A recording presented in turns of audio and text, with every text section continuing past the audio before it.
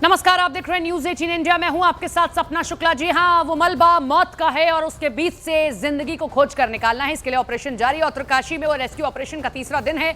आज मौसम ठीक होने की वजह से रेस्क्यू ऑपरेशन में तेजी दिखी है। एनडीआरएफ की अगर बात करते हैं तो 50 से ज्यादा जवान हादसे वाली जगह धराली पहुंच चुके हैं। एनडीआरएफ की तरफ से बयान आया है कि आज बड़े पैमाने पर रेस्क्यू ऑपरेशन चलाया गया है। अब तक 400 से ज्यादा लोगों को रेस्क्यू किया गया। चिनूक हेलीकॉप्टर से भी लोगों को हर्षिल से रेस्क्यू करके देहरादून जॉली ग्रांट एयरपोर्ट लाया गया है। लगातार दूसरे दिन सीएम धामी उत्तरकाशी में ही कैंप कर रहे हैं। तो ये तस्वीरें जब रेस्क्यू किया जा रहा है, ये पूरा का पूरा मलबा, इसके नीचे न जाने कितनी जिंदगी दबी होंगी, उनको बाहर निकालना है। साथ ही साथ जो लोग अभी भी धराली के इस गांव में हैं, उनको भी रेस्क्यू करके अब बाहर निकाल दिया जा रहा है। हम इस वक्त उत्तरकाशी से गंगोत्री की तरफ जाने वाले उस रूट पर हैं जो भटवाड़ी पर पूरी तरह से ध्वस्त हो गया है। अब यहाँ से नीचे की तरफ देखेंगे, पूरा सड़क अभी तक बनी नहीं है, लेकिन मैं कोशिश करूँगा दूसरी तरफ से जाने की। इसलिए मैं इस पहाड़ी के रास्ते से आगे जाने की कोशिश करता हूँ और देखता हूँ, क्योंकि काफ़ी देर से पैदल चल रहे हैं। नसीब सिंह आते रहिएगा। देखिए, ये एक ऐसी बेल्ट है जहाँ पर अगर पहाड़ियाँ ध्वस्त हो जाती हैं या लैंडस्लाइड हो जाती है, पानी लगातार बढ़ रहा होता है या बारिश हो रही होती है, तो उस वक्त काफ़ी परेशानियाँ होती हैं। देखिए, पूरा सड़क का जो ये पूरी सड़क जो नदी में समाई थी, वो सड़क इस वक्त बनाई जा रही, क्योंकि जब आपदा आई थी तो उस सैलाब में ये पानी बढ़ा।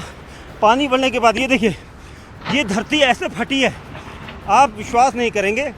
ये वो फैक्ट है, देखिए हकीकत। इसे देखिए, इसको पूरा देखेंगे आप, ये सब यहाँ से पूरा क्रैक हुई है, यानी ये हिस्सा भी कभी भी गिर सकता है। ये देखिए, इतना गैपिंग आपको दिखाई दे रहा है, इतनी गैपिंग जा रही है।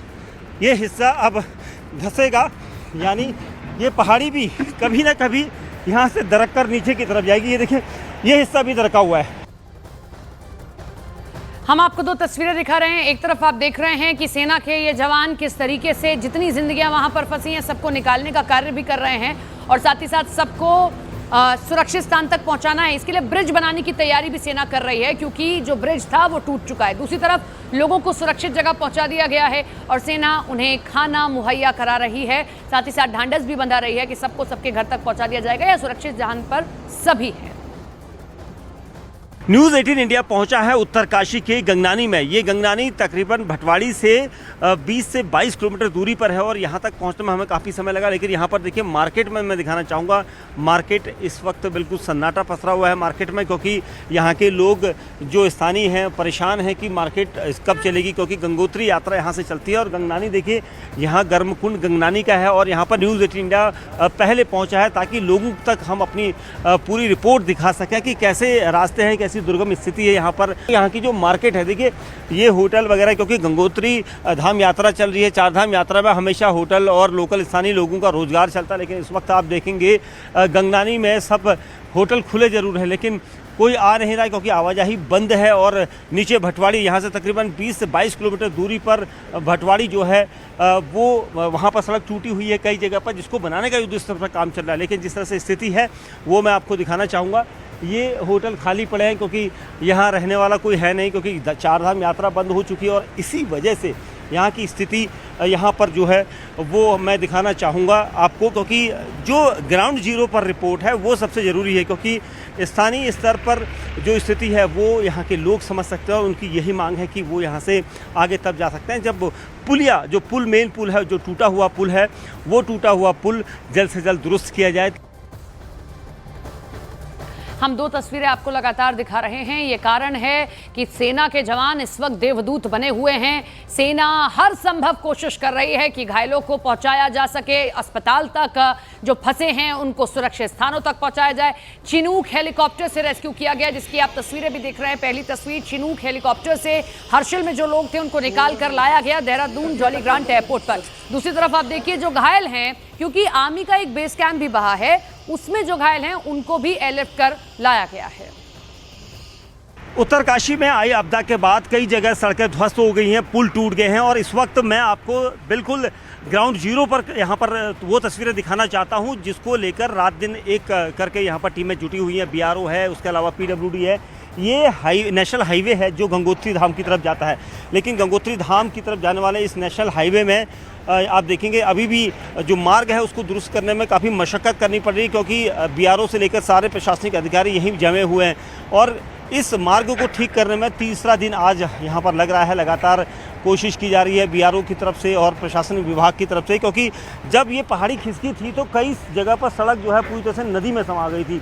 और आप देखेंगे यहाँ सब जगह हमने जिस तरह से आपको पहाड़ी दिखाई थी, उसके बाद मैं आपको ये सड़क दिखाऊंगा। ये नेशनल हाईवे देखिए, नेशनल हाईवे इस तरह से धंस रहा है, ये ज़मीन जो है नीचे की तरफ धंस रही है। आपको दिखाएंगे ये जो पूरी लाइन खींची हुई है ये धंसना होता है और सड़क ऐसे धंस रही है नदी की तरफ, भागीरथी नदी बह रही है और सब जगह देखिए इस तरह से बड़ी बड़ी दरारें आपको दिखाई दे रही हैं। ये बड़ी बड़ी दरारें आपको साफ तौर पर ये बता रही हैं कि ये सड़क धंस रही है और भविष्य में भी ये धंसेगी ही, क्योंकि ये ठीक नहीं होगी, ये धंसेगी।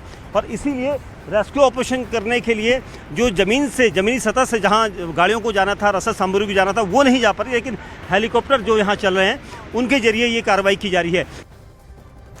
उत्तराखंड के धराली क्षेत्र में भूस्खलन के बाद रेस्क्यू ऑपरेशन जोरों पर है। आईटीबीपी, पुलिस और सेना की टीमें मुश्किल मौसम और मलबे के बीच लगातार दबे हुए लोगों की तलाश कर रही है। एसडीआरएफ की एक टीम अत्याधुनिक संचार उपकरणों और सैटेलाइट फोन के साथ राहत कार्य में जुटी है। 2 घायलों को एसडीआरएफ और आईटीबीपी के जवानों ने मातली हेलीपैड के जरिए आईटीबीपी अस्पताल पहुंचाया। कठिन हालात के बावजूद सभी टीमें रेस्क्यू मिशन को अंजाम देने में जुटी हुई हैं।